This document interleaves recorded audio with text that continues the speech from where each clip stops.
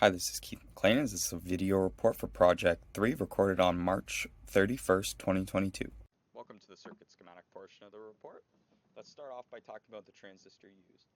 An NPN BJT was chosen for this amplifier, more specifically the 2N3904 transistor. This BJT was chosen due to its simplicity and lower costs, in addition to the fact that a high GM is going to be needed for this project, and a BJT can satisfy that much easier than a MOSFET would be able to. Moving on to the amplifier topology, a common collector was chosen. Considering the purpose of this amplifier is not to have a large gain, but rather to show the linearity with low attenuation of the amplifier, a gain of approximately 1 for a common collector is going to make it a far superior choice to the common emitter or common basic amplifiers. Alright, looking at the circuit here, there's going to be a positive DC bias at the top here, a negative on the bottom, which is going to be of 0.5, and our input voltage of a sine wave with 0.5 magnitude. We have the source resistance of 100 ohms as specified in the project, and we also have the load resistance at 100 ohms as specified. We use a capacitor here with a value of 100 nanofarads. The value of the capacitor is not necessarily important, so 100 nanofarads was chosen for simplicity's sake. Our bias resistances R1 and R2 are both equal to 200K, giving an overall bias resistance of about 100 kiloohms.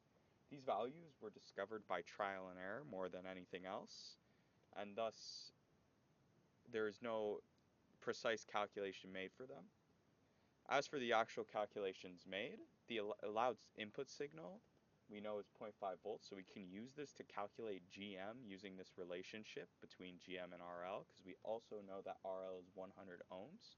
So by solving this, we see that GM is greater than or equal to 990 millisiemens. And moving on to the bias resistance's effect on Rin, we know that Rin is going to be increased due to this bias resistance, due to the fact that R2 and R1 are incredibly large, and the bias resistance is going to be far bigger than R pi. And therefore, it's going to overall increase Rin due to the very large size. Welcome to the simulation part of the report. All the simulations made were in LT Spice, and the transistor model was available, the 2N3904, by default, so no modifications were necessary within LT Spice to make this device available to us. A transient analysis was used for the simulation, up to 10 milliseconds. This shows that the waveforms for both the input and output voltage as a function of time, and the linearity can be seen within the simulation. If we look here, we can see that the peak output voltage is approximately 460 millivolts, and the input voltage is, of course, 500 millivolts.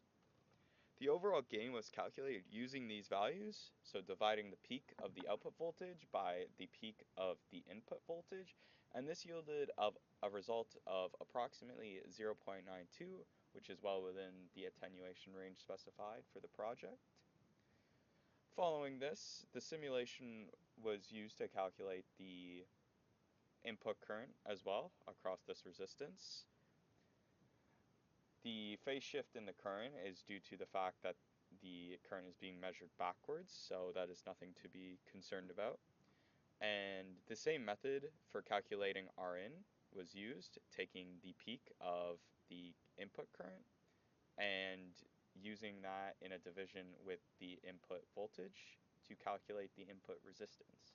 And performing this calculation resulted in a value of 25.641 kiloohms, which makes sense considering the likely small value of R pi relative to the equivalent bias resistance of 100 kiloohms. Outside of this, the simulation shows that the design is indeed functional and meets the specified requirements for the report, so we can move on to the next phase. This is the physical circuit. We're going to go through it step by step from the input resistance as seen here on the schematic all the way to the output voltage across RL. So starting off, we have this yellow wire. This represents a half volt magnitude sine wave from the wave gen on the AD2. This black wire is ground, and these two orange wires represent the first channel of the oscilloscope, which is going to measure the input voltage. Following that, we have the source resistance of 100 ohms, as can be seen here. And then we have the 100 nanofarad capacitor here. Following that, two 100K resistors were put in series to make each 200K bias resistance, as can be seen here, here, and here, here. Following that, we have the actual BJT. This red wire here going into the collector represents the 5-volt DC bias. And then coming out of the emitter, we have the load resistance of 100 ohms. This blue wire here is going to be the channel 2 of the oscilloscope, and this is going to be connected to compared to ground. And that is the entire circuit from input to output. Welcome to the experimental portion of the report.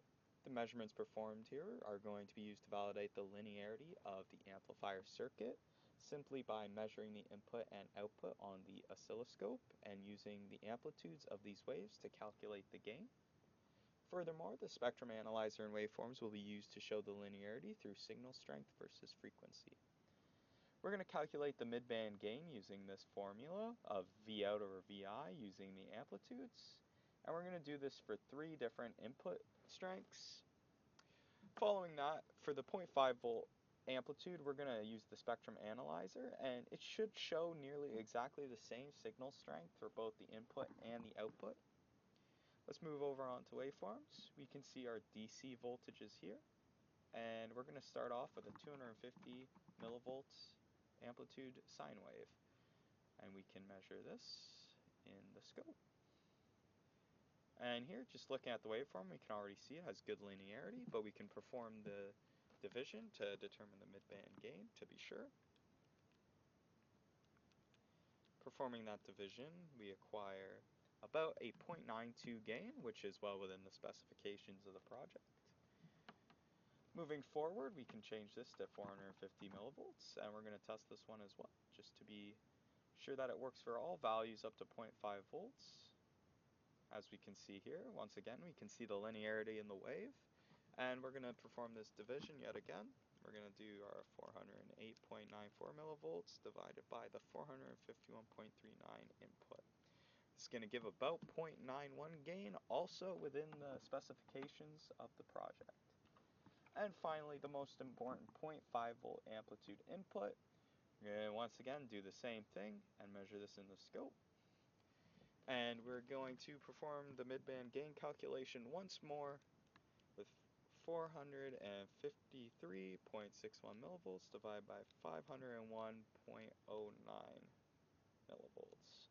And that's going to give about 0.905 gain, which is indeed greater than 0.9 and within the 10% attenuation range as specified for the project. So seeing here, we can see the linearity within the scope, and we can move on to the spectrum analyzer now. And by running this, we get a bunch of noise, but looking here, we can see that the signal strength for both the input and the output are relatively similar all the way throughout, based on the frequency, and that's as it should be. So in conclusion, all of these values are well within the specifications of the project, and the circuit works perfectly as intended.